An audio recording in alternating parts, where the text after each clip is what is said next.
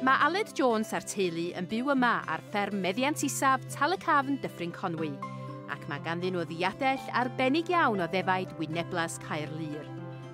Y llynedd, Aled gafodd bris ucha'r dydd yn arwerthiant hyrdod yr NSA yn Llanelwedd, 6,800 guinea.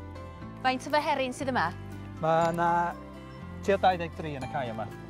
Mae 3 ohonyn nhw di'r prif stocrams, a wedyn mae yna tua 20 i gael ei werthu lenni fel meheryn blwydd. I lle eith rheini? Fydd rhan fwy ohonyn nhw i Llanelwedd, i'r sêl NSA, a wedyn dwi'n trio cefnogi sêl yr Rhuthun ac y Trallwng hefyd. So, trio gwahanu nhw a ffeindio champion yn bob un os fedrai. O diadell o faint o ddefed wyneblas sy'n mae i gyd?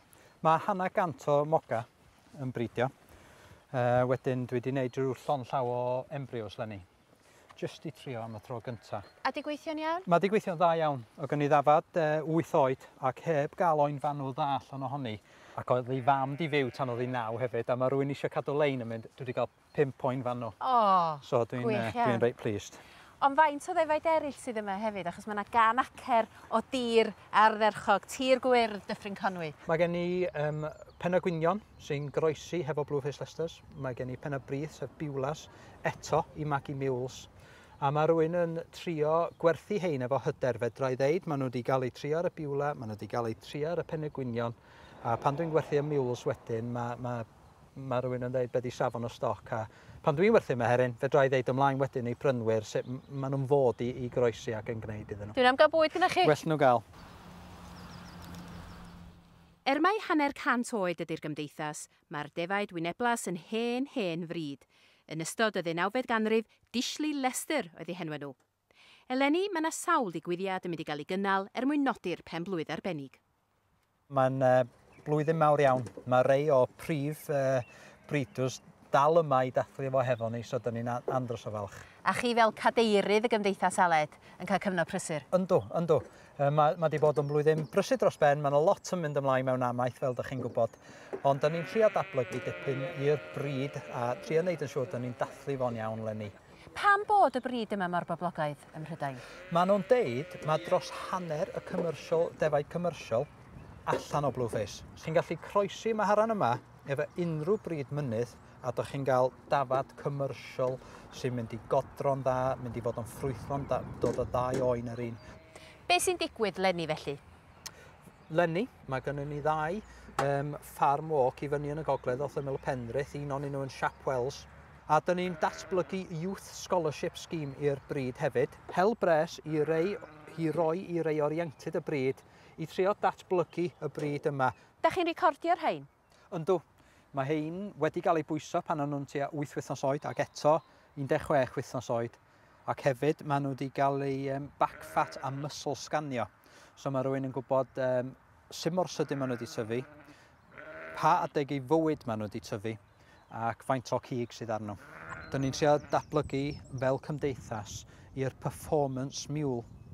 So lenni fyddwn ni'n launchio fo a dyn ni'n gobeithio dros Prydain Mawr i gyd o flwyddyn nesaf fyddwn ni'n gwerthu mules allan o recorded Blueface Leicesters. A mae hyn yn rhoi hyder i prynwyr yn cael gwybod mae gennyn nhw ddafad sydd yn actually godro, sydd yn cigydd ac yn tyfu yn lot gynt neu'r average os liciwch chi. Mae meddiant isaf yn gan nerw i gyd ac yn rhan o stad Bodnant. Yn ogystal â'r 250 y ddefaid, mae Aled a'i wraig Rachel hefyd yn cadw ceffylau Connemara ac yn cynnig llety i gathod a chŵn.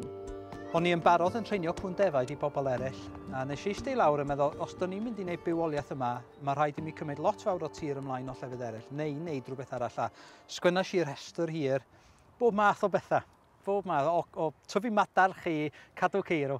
Ond wrth gwrs, o'n i arfer hefo cwn, a di wneud lot efo hynna, ac o'n i'n meddwl, wel, os dwi'n datblygu kennels, mae hyn yn rhywbeth geith pawb o'r teulu gwneud, ond ymhersonol o'n i'n gwybod os oedd o ddim yn gweithio, o'n i hen arfer treinio a faswn i wedi gallu llenwi lle hefo'r cwn treinio. Ond dyna wnaethoch chi, dechrau rhoi gwyliau i gwn a cathod? Mi nes i fynd nôl i Coleg Llysfasi i gweithio, eto am 2 flynedd, traw ni wrthi yn bildio kennels. So o'n i ffermio tua 700 o ddefaid, oedd y gwartheg di mynd adeg ynni. Gweithio llawn amser, bildio'r kennels gynta, a mi nath clwyd traed ag enna hitia'n 2001 ac o'n i'n poeni'n garw fyswn i wedi agor y fusnes newydd a bobl ddim yn cael dod ar y fferm. Ond lwcus iawn a pethau setlo digon i ni agor y kennels. Y gwartheg di mynd ond y ceffyle di cyrraedd. Wel, mae bob beth yn gael ei le yn dydy, a mae Rachel wrth ei fodd efo ceffyla. Mae gen i 4 plant, Hannah, Siwan, Awel Haf ac Aron Hedd, a maen nhw i gyd wedi reidio. Siwan a Hannah dyn reidio mwyaf ar hyn o bryd. So, o'n i eisiau datblygu rhywbeth sy'n creu diddordeb i'r teulu. So, dyn ni ddim mynd i fewn i Connemara's. Maen nhw'n ceffyla ddof, ond maen nhw'n galluog o ran reidio a neidio a bob beth. Da chi'n amlwg yn mwynhau bywyd, Aled? Mae rhywun yn digon brysur, ond dyn ni'n trio wneud bywyd yn diddorol. So ddaru ni penderfynu trio wneud bywoliaeth yma a trio mwynhau bob diwrnod. Mae ceffyla di dod yma i pawb trio mwynhau. Wrth gwrs mae Blueface Leicesters, mae hyn yn cymryd prif spot am ryw cyfnod. Mae cwn a cathod di'r beth rownd y flwyddyn sy'n cadw ni fynd yma. Ond mae yna lot i wneud, sbia lle dyn ni'n byw. Pysgota, seithi ac edrych ar o'r fan yn feiliad yma. Dwi'n dyn mwyaf lwcus yn y byd.